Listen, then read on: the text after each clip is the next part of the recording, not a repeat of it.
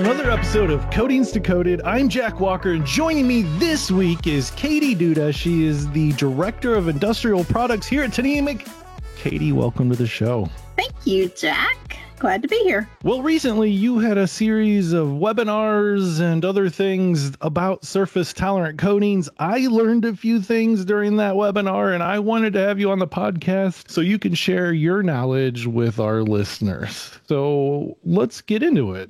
You've been talking a lot recently about surface tolerant coatings and how we can redefine their use in the industry. So let's kick things off by talking about what surface tolerant coatings actually are. For those who may not be familiar, how would you describe these coatings and why are they so important in asset protection? Well, surface tolerant coatings, they get a bad rap because a lot of people either want to avoid that topic altogether or they want to kind of package it up and say that it's the, solution for everything. And I think you have to find a medium ground of where these products are going to be used. So I like to address it as these are coatings that do address the challenges that we really face every day, the real challenges, which is not perfection. So that's pretty much it. We don't run into perfection often.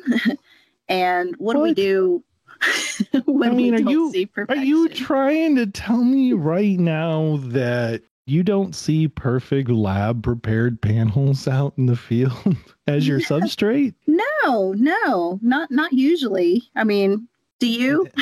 No. I know. And are you telling me that a lot of the times people aren't blasting those existing coatings back down to bare metal? Come on. We're doing our very best at all times, aren't we, Katie?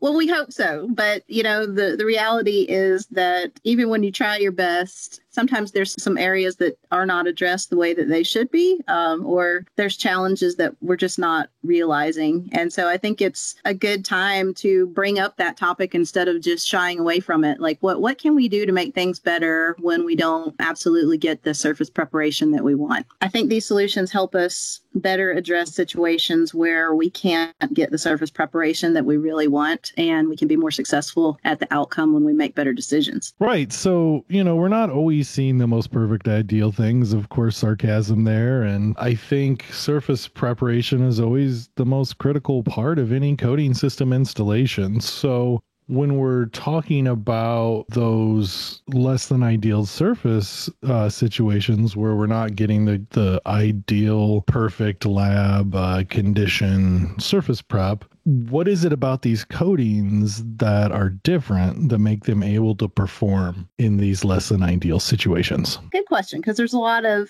key attributes that you can kind of plug together with these types of coatings and what their definitions should be. But I think there's 4 that really kind of stand out to me. Adhesion is number 1. Absolutely. You have to have excellent wetting properties. And basically that just means that you're increasing the surface area that you're protecting. You're able to include all the nooks and crannies that you're going to have when you have a less than ideal substrate. So it allows you to cover that substrate a lot easier, a lot better, more efficiently and effectively. Next up would be corrosion resistance. Obviously, that's a key component of any coating, but when we're going over not so great substrates, and that can include some rust or some other coatings or other residue or things like that, you do need very good corrosion resistance. And sometimes that can be in the chemical properties like rust inhibitors. It can also be in the physical properties like increased barrier protection. After corrosion resistance, I would really kind of lean on versatility and compatibility. You want the coating to be versatile because it's very rare that you're just going to go over rust or you're just going to go over another coating. You need it to be versatile enough to take the differences of being able to overcoat tricky situations that include more than one challenge. And then you also want it to be compatible with the coatings or coating system that you're going over. So those are very important. And then the last one is ease of application, because if you have the perfect proprietary formulation engineered to perfection, it means absolutely nothing if you cannot apply it correctly or easily. And so I think the ease of application of these types of products and being able to apply them successfully and effectively is a very good component to have as a descriptor for these types of products. Sure. And I kind of want to touch a little bit more deeply on a couple of the subjects that you mentioned there, the wetting. Let's talk about wetting and the correlation to adhesion, right? So what are we specifically talking about when we say a coating's wetting properties, and how does that relate to its adhesion directly?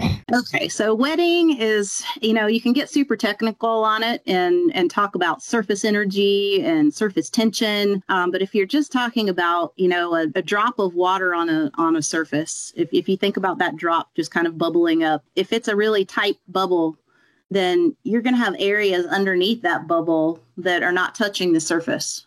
Does that make sense? Yes. So when we're talking about wetting a substrate, there's not as many of those areas, or they're not any of those areas. It's actually like that particle is evening out or leveling out across that surface so that you do not include voids when you're building up, additional material. So when you have higher surface energy and lower surface tension, you're able to eliminate those voids as the coating is applied, whether that's brush and roll or spray applied. And ultimately that means that you're covering more surface area. You're working that coating into uneven surfaces, and you are wetting it out, and better wetting equals better adhesion. Right. It's that increased surface area contact, right? That is always directly associated with mechanical adhesion. Absolutely. And adhesion is, as we all know, really the basis of where performance starts for a coating. If it's not well adhered to the surface, then it's not going to be able to perform its intended function. Correct, because coatings are supposed to be a barrier for that electrolyte, and to be a proper barrier to, interrupt that corrosion cell, you need to cover as much of that substrate or whatever you're going over as efficiently and effectively as possible. So wetting is a good way to judge that. The better you wet it out, the better adhesion you have, the better performance you will have. Right. So when we look at this and we talk specifically about surface tolerance, we talked about, kind of what these coatings are, but let's get some of these nitty gritty type situations that they're in. What kind of substrates are we talking about? Rust?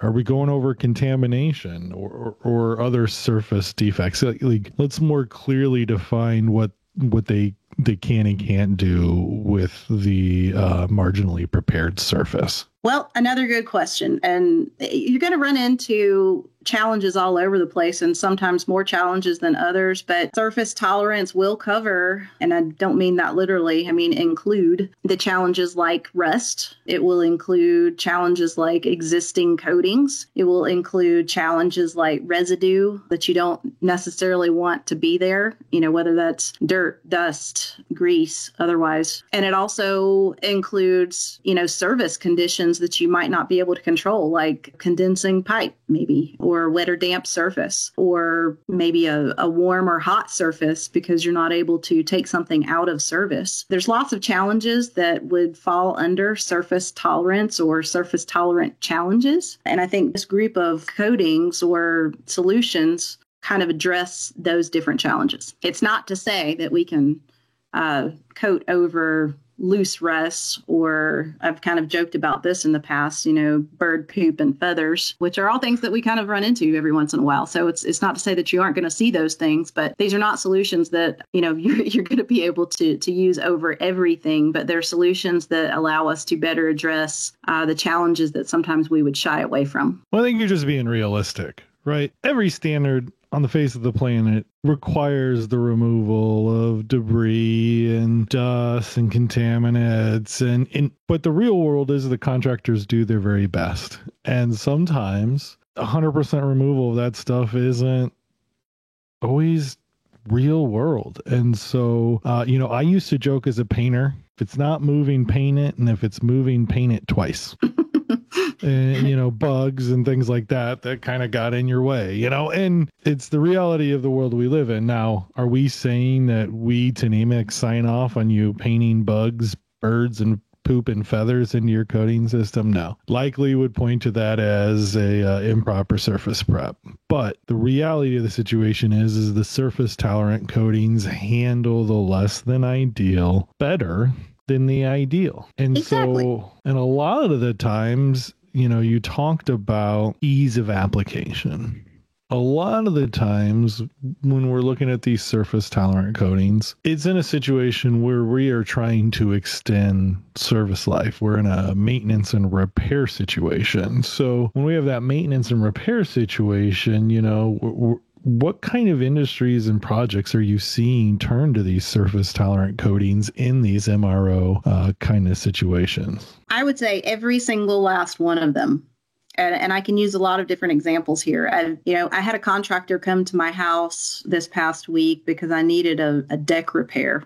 And they started showing me some fancy new engineered wood, which, never have to paint or stain my deck again. That's a nice attribute right there. But the reality is that's a lot more expensive. So sometimes what is best, and sometimes we know what our surface preparations are and what are best, but it might not be in the budget. It might not be practical. So there's one example there. It's like when it's not in the budget or it's unplanned. Right. The other one is when it is planned. So then we can kind of talk about what is the coating life cycle. We're going to install a new system. So that's, stage one. And then we're going to have some repairs over time. But then we come to the maintenance cycle of that, meaning we want to upkeep that coating. That's in every planned stage for every project in every industry. It's just, how are you going to maximize that? So you can make a good decision that could really extend that portion of the coatings life cycle by like 50 to 80%. There's a lot of good data out there, papers and testing and project profiles and so forth that really kind of point to that ability. Like we have the ability to extend the life of this coating 50 to 80% longer than we could if we were going to make a bad decision. And some of those bad decisions result in, a whole lot of labor costs that only take you another year or two past that maintenance point. So there's two different things there. When it's unplanned and you don't have the budget or the time and you really need to address something. And then there's the planned portion of it, of how do I really extend this maintenance cycle or maintenance phase of our entire coating life cycle. Well, yeah, and it's interesting that you pick up on there, because I feel like so much of the industry is really just kind of looks at that maintenance and repair as kind of a band-aid and don't necessarily give those coatings or those situations the best opportunities to perform. I think if they look into, one of the things I want to dabble into a little bit is the proper evaluation of the existing surface to know which technology to use. But, you just said you're seeing this in every industry. They have to be seeing a significant ROI by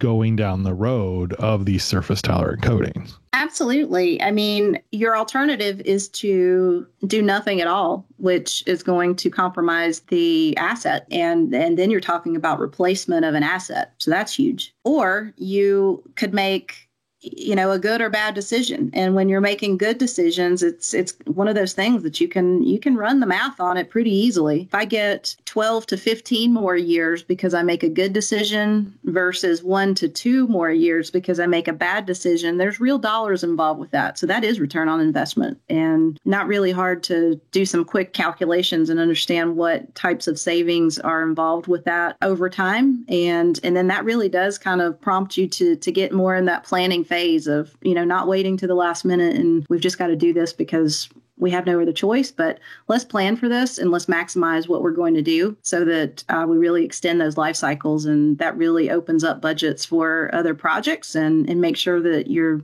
paying attention to your asset integrity. Yeah, a little bit ago you mentioned the possibility of extending that coating life cycle by another 50 or 80% if we do the correct surface tolerant system on top of the existing system to extend that maintenance and repair situation. And that comes from an AMP paper from several years ago. The number escapes me, but that's in comparison to 10% life extension, right? If we don't necessarily get the right coating system, right surface prep in for this maintenance and repair situation, and the foundation to make sure that we have the right surface prep and all that stuff really starts with that evaluation of the existing substrate. Correct. And that paper is Corrosion Paper 3001, if you wanted to reference that. But yeah, really good paper. And it does go into, the percentages that you were talking about. So you're correct, 50 to 80% if you wanted to make those round numbers, 20-year life cycle of a newly installed coating, you can extend that, 10 to 16 more years if you are doing a valid overcoat. And you can compare that to a bad one, which would only extend that about a year or two. Now, your other question, what are the evaluation tactics that should be involved? And that's really important because there's always risk involved in overcoating. It's why we always want to go in with the correct surface preparation. So we want to minimize our risk. And to minimize our risk, we really need to know what's ahead of us or what are we up against. And that's where we start to do evaluations of what we have. And that's an evaluation of the existing coating system. And that also uses assessment tools like adhesion. What is your adhesion of the existing coating system? Is it good? Is it bad? Is it somewhere in between? What is the film integrity? Are there any other malfunctions going on other than adhesion? Like, do we have blistering? Do we have a certain degree of rusting? What is our film build? Because that's also a risk factor as well. Like if we start to get, 15 plus mils of existing coating on there, then we're starting to talk about, where's that straw that broke the camel's back. We don't want the next coating system to be that piece of straw. So understanding what our total dry film thickness is that's already installed. And then our environmental factors, like are we in a geographic location that might be prone to more freeze-thaw cycles? Those are stresses that are put on existing coating systems. So if we know some of these answers and can evaluate that gives us an idea, or we can really kind of determine what our risk factor is for overcoating. And if we're somewhere in that average to medium range, then those are the areas where we really want to look at overcoating as opposed to replacing that system. And if we're in the higher risk, we're extremely high risk, that's when we might want to better evaluate, do we skip this cycle and go to replacement? But I think we'll find that in the majority of these situations, even in higher risk, there's definitely solutions out there that we can choose as long as we know what we're up against. And that's an important distinction to make. When not all situations are created equal, what might be good on one tank in Canada might not be the best thing for a tank in Texas or even, Montana. And so we really want to make sure that we're putting a coating system there that will last for a long time. What type of coating technologies are you seeing used as surface tolerant coatings? Well, lots of manufacturers will have different terminology that they use, but some of the more common ones that you hear about are mastics. I mean, that's probably one of the biggest ones. I tend to think that mastics mean that it's a thick and viscous coating, so it's easier to have higher build capabilities while retaining some flexibility, meaning that it plays nicely with other coatings, has lower cure stress. Mastics are usually formulated with non-reactive additives or modifiers, meaning that the things that you're putting into it from an engineering standpoint don't affect the molecular integrity or how the coating cross-links or chemically reacts. It's really just the additives that add additional properties to that coating. So mastics are one. Flexible epoxies are another. And while the mastics use non-reactive additives, the flexible epoxies actually are using reactive additives because you're actually modifying the molecular structure of that coating. It makes it a little higher flexibility, gives it a higher flexibility rating. Because it is altering that molecular structure, sometimes these are not necessarily known to be immersion grade, but they do offer the lower cure stress and also more compatibilities with other coatings and more versatile with their viscosities so that you can spray apply them very easily as well as brush and roll. So they have their advantages as well. If I were to go to another one, high build is another characteristic, which can be associated with surface tolerance, but we hear that with all of our standard coatings as well. I like to use it with surface tolerance because a lot of times we're trying to achieve that better barrier property, and high build accounts for that. So that is a descriptor that we want to look for in some cases with higher sag resistance, and gives you that customization where you can kind of tailor the type of barrier protection that you're looking for. In some areas, you might not need quite as much. In some areas, you might need a little more. Might coincide with areas that you're preparing to metal, as opposed to areas that have very tight coating existing. So it just gives you the customization that you need there. And then another one that I think is an important one to bring up is elastomeric coatings, because these are a whole other category that are dense, durable. They have, crazy elongation, like 200+% elongation. And these are typically very lightweight, so they play nicely with other coatings as well. They're not going to add a lot of stress to what you're going over. These also have the ability to bridge small cracks. So it really helps with containing and adhering well to other existing coatings that might have some deficiencies, and also offer those higher build barrier properties. And in some cases, these also are offered in dry fall or spray safe formulations, which just add another layer of savings in terms of how we're going to apply these types of coatings. Because a lot of times when we're talking about surface tolerance, we're eliminating blast routines. And if we eliminate blast routines, we don't want to have, containment requirements for spraying coatings at that point. And this gives us an additional characteristic that really kind of helps us turn projects faster if we can spray it and it doesn't have to be contained, and it kind of matches up with overcoat systems where we don't need blast capabilities. Right. And that dry fall characteristic really is huge. So with that, we've talked about the extension of a service life for coating. How are we seeing this when we're talking about sustainability? How do surface tolerant coatings fit into that conversation, reducing the environmental impact of what we do? How do these fit in that conversation? Absolutely huge. A lot of times when we're talking about sustainability or environmental factors, we tend to lean on VOCs. And, there's plenty of options here that have low VOCs, low HAPs to offer for any sector in the U.S. and beyond. But taking it a step further, reduce, reuse, recycle. That's exactly what we're doing with overcoating. We're not just ditching a system that's already installed prior to the end of its life cycle.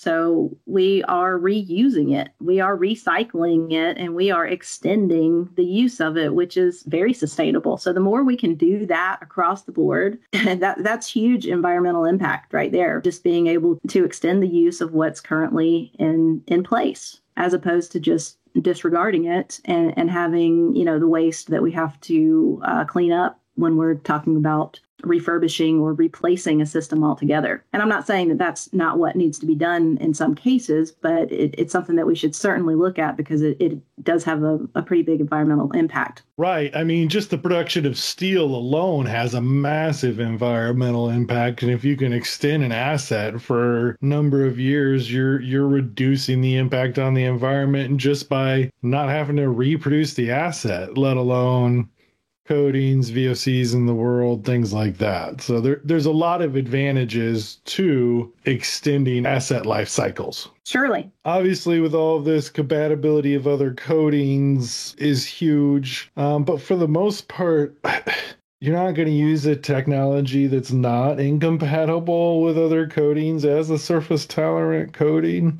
Where would you have challenges there? Well, I mean, some coatings are just not compatible with one another. If we talk about alkyd systems are not compatible with galvanized substrates or with zinc-containing coatings, because they will saponify or create a soapy layer and bad adhesion. Yep. So we want to make sure that we're choosing certain coatings that are compatible with what is existing, whether that's part of the substrate or the coating system that it's going over. And sometimes we know that, and sometimes we don't. One of the rules of thumb is that you usually don't want to go use a solvent-based coating over a waterborne system, because it will pull or stress that water-based coating system. But there are certain tie coats and some of these surface tolerant coatings which create a barrier between those, which allow different systems to be used together. But also, if we know what we're up against, we can make better decisions and make sure that they are compatible with one another, and we aren't running into the incompatibilities with alkyds and zincs or waterborne and solvent-borne technologies.